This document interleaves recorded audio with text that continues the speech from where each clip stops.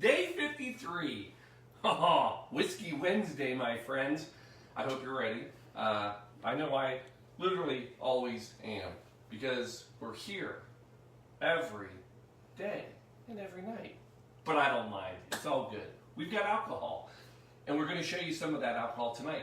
So tonight, it's Whiskey Wednesday. I got a fun one. It's called the Gold Rush, and we're going to do it quarantine style.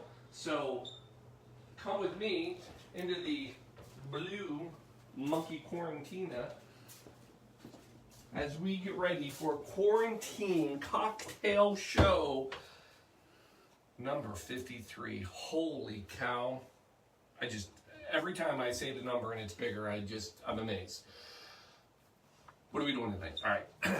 So, we're doing a Gold Rush. But before I talk about a Gold Rush, I got to take you back to 1610. And I got to tell you about a little thing in a Hindi word called taddy. T-A-D-D-Y. We know it is toddy. But at the time, this was any warm fermented syrup that was served as a drink, as a beverage. Now, fast forward a little bit, 1785, 86, the word toddy became a little bit more clear. And at that time, it was any beverage that was basically liquor, hot water, sugar, and spices. And I'm telling you about this because what we're talking about is the hot toddy. Now, to be fair, there is another story about where the word toddy came from and all that, and it was based probably about 1700s, late 1700s. Same time, there was a doctor, Irish doctor. His name was Robert Todd, and when he would visit patients, he would regularly prescribe brandy with water and sugar. And apparently, Dr. Todd was a hottie. So they nicknamed him the Hot Toddy Doctor, just purely out of, no. So there was a Robert Todd doctor, again, he was Irish, and this was 1800s, and he did prescribe. He had nothing to do with what he could have been horrid looking, but what he prescribed was brandy and hot water, creating the hot toddy. Nothing to do with what he looked like. Okay, so why am I telling you all that? Because, well, tonight we're doing something a little different. This cocktail tonight is really a riff, and we haven't done riffs yet. What's a riff, Paul? Well, a riff is any sort of variation, if you want to look it up, the definition. So it's a variation on an item. So cocktails have riffs. There's all sorts of riffs you can do with a cocktail. I'll give you a few. One, you can do a flavor riff. So flavor riff is when you maybe change a spice or something in it. So imagine on that one, imagine making a margarita, and then when you're doing your shake, you added cilantro into the drink, and that's a riff on a margarita. It's still a margarita, but you've done a little variation. You can also do what they call a reverse riff. A reverse riff is when you take a classic drink and then flip the ingredients. So imagine a martini with gin. Typically it's like 3-4 parts gin, 1 part vermouth. Well, a reverse, a flip riff on that, you would actually do 3 parts vermouth and 1 part gin. I'm not saying to do that one, but that is a sample, and that is a riff out there. You can also do, this is a fun one, they do Royale riffs. So you're probably familiar with the Royale, right? You know, that's like when you go to Paris and you order a quarter pounder with cheese at McDonald's. That's known as a, cheeseburger Royale. And that's not it either. So, but a Royale riff is when you take any drink already and basically add champagne to it. So it does tie back to Paris. But anyway, and then the last kind of, well, there's a lot of riffs. The last one I'll tell you about tonight is called a split riff. And a split riff is basically when you take a drink and you take one of the alcohols that's in it and you split it. And then change it up. So again, imagine, go back to the margarita, and if it's calling for 2 ounces of tequila, you would split that, and you would maybe go 1 ounce regular tequila, but then maybe 1 ounce with mezcal. That's a riff. Now, why am I telling you about that? Tonight's drink, all right, the Gold Rush. When I tell you what's in it, you're immediately going to say, Paul, that's a hot toddy. No, it's a riff. So the drink we're doing that is a Gold Rush, and basically it's whiskey, lemon, and honey. And I can hear everybody now, but oh, Paul, that's a hot toddy. No, this is not. This is actually a riff on a whiskey sour. See, because a whiskey sour, which we've done, remember, it's whiskey, lemon, and then a simple syrup. And all we're doing is we're changing the riff. We're changing the simple syrup, and we're going to use honey tonight. Now, why is this a crazy drink? Why am I even talking about it? Here's what's kind of cool about this drink. You all remember, I know, and you've probably been like, Paul, I can't believe you're doing a riff on a whiskey sour. The whiskey sour, we know from previous episodes, that was created in 1870. So when does this riff come into play? This is the crazy part about the drink, folks. This was created in 2001. Like, this is recent. So for, 100 and some years, nobody thought about, I wonder if I could do a whiskey sour a different way. No, nobody ever did that, except for this guy, T.J. Siegel. He's in a Manhattan bar called the Milk and Honey, and he decides he's going to make this drink, and it's a hit. And it's done very well. It's gotten a lot of publicity on it. Anyway, I wanted to explain what we're doing tonight, but this is our first riff that we've done. So let's make the damn thing, Paul. All right, fine. So here you go. Now, you can use a bourbon or any whiskey.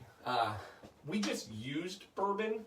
Plus, how fun is this? I happen to have this new Riff whiskey from right here local. This is right down the street. This is our new Riff brewing or distillery over in Kentucky. And they are called New Riff because they're making just a little variation on all their whiskeys and bourbons. So how's that for a little knowledge on you? Anyway, we're going to mix this up. Now, I'm going to give you an odd number to use. It's actually, we're going to go 3 ounces. So, that's mine. And then, 1 for Shelby. All right, next thing you need is lemon. You need about an ounce. These lemons are the freaking, I forget the squeezer. Son of a yeah. Hold on, folks. Not running. Walking quickly. Coming back.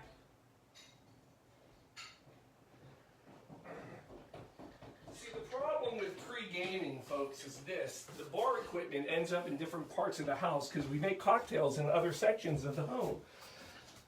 Meaning I have to go track it all down when it's time for the show. Anyway, we're back.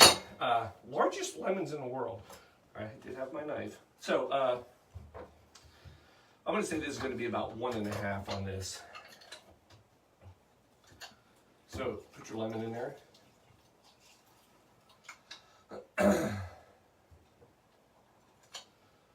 Well, it already smells good. I know you can't tell. Shout out to my friend Don, because he's the one who kind of hooked me up on this drink. So, if it sucks, coming after you, Don. All right. Oh, Jesus. Well, we got this. You guys want to see it shoot in my eye, don't you? There's got to be wagers on this right now. Okay. Here we go. Last thing we need, honey. Now, get a good honey. Now, I will tell you, there's a couple things you need to know when you're going to use this honey. We're going to use pure, straight, local honey. 1 ounce per drink. All right? Now, here's what I'm going to tell you. Some of the recipes that are out there will tell you to make a honey syrup. Meaning, take this and then boil it down with water. We're going to go straight because we're crazy like that. And that's just how we roll. And it's going to be delicious. And I've kind of cut back a little bit to take into account that we're using a nice pure honey. And that's also why I jacked up the new Riff to 3, because the typical recipe just has 2. So I got you covered, folks. Don't you worry about this. You just make it like Paul tells you and drink it like I say, and you'll be fine. Now, here is the other side to this. Now, don't worry about that emergency, folks. I didn't forget. We're coming back to it. We got honey. Honey, ice, liquids. They don't all like each other. And I can tell you that's why a lot of people don't do Riffs with honey. Matter of fact, in my extensive 4.5 minutes of research this evening on the Riffs, I found out that in all the different things that you change about a drink, the hardest thing and the one thing that you should never mess with is the sweet part. They said that can create the biggest change in a drink. Now, I know, Paul, you're still shaking. I know, and I don't want to be. But that honey, you got to make sure that it's all mixed up. Because if a big cloth of honey comes out, it's going to suck. So, we've done that. I'm sure there's no way in God's green earth this is coming apart. Look at me, it did. Ice. Going back to the well, folks. Don't know if you remember these beautiful lemon ice balls with the emergency already added. Just a sprinkle, but I have them. I'm back, and we're going with that tonight. So we got our emergency / ice right here. Oh, come on. I'm not an animal anymore. We had a little citrus in here, so we're going to get rid of those.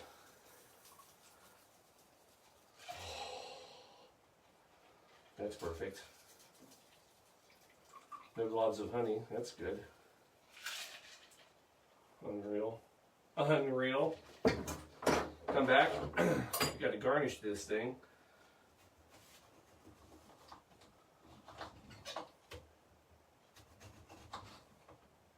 I don't like that first one. Come in, we're going to do this. Oh, look at that. Boom. Folks, your gold rush. And it's beautiful because we're keeping on theme because we already hit 50, so why shouldn't every drink have a little gold in it? Let me tell you how this is. Oh, it's really good. So we did the rye. Rye's going to be a little spicier. Bourbon because it's corn. Remember, pull this out of your pocket. I know you have it at home. But bourbon because of the corn, it's always going to be a little sweeter. But the rye is a little sharper, spicier. But for this, I believe it's a good mix because of that spice, and there's so much sweetness with our local honey, who probably would be a sponsor if we asked them. I'll call them tomorrow. Now, Paul, why Riffs? Why now? What's going on? We're running out of drinks? For God's sakes, are we running out of t-shirts? We're concerned, we're worried. No. Don't be. Why am I doing Riffs now? Because you're ready. You see, I have a huge heart, and I care about you. So I brought you along this journey because here's the thing about Riffs. You can't take a cocktail and just start doing Riffs unless you've had the actual true cocktail first. You don't mess with a whiskey sour until you know what the original whiskey sour is. If not, the Riff is nothing. It's just a crap drink you made because you're out of another ingredient. This is all part of the plan, folks. This is me caring. This is me, heart and all, giving it to you. So, if you're buying all that, I've got more shows. Anyway, kick back. Enjoy your Gold Rush. Don, delicious. Good call.